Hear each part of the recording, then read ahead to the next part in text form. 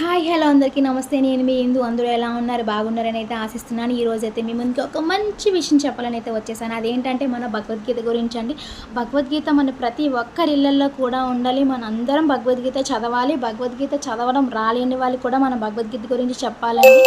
భగవద్గీత మన ప్రతి ఒక్కరు కూడా మన ఇంట్లో తెచ్చిపెట్టుకోవాలండి. అదైతే తప్పనిసరి. ఇది మన గొప్ప గ్రంథం. శ్రీకృష్ణ ప్రభువులు మన అర్జునుడికి ఉపదేశించారు. ఇది మనందరి కోసమేనండి భగవద్గీత. మనం మన జీవితం గురించి తెలుసుకోవాలి. అలాగే మన పాప కర్మలు, మన జన్మలు, మన ఆత్మలకు సంబంధించి ప్రతి ఒక్కటి కూడా మనం తెలుసుకోవాలంటే భగవద్గీతలో ఉందండి. ప్రతి ఒక్కరు కూడా భగవద్గీతను చదవండి. మన పిల్లలకి కూడా మనం అలవాటు చేసుకోవాలి భగవద్గీత చదవడం, భగవద్గీతలో విషయాల్ని తెలియచేయటం. ఇది మన బాధ్యత అండి. మనమే తెలియచేయాలి వాళ్ళందరికీ కూడా.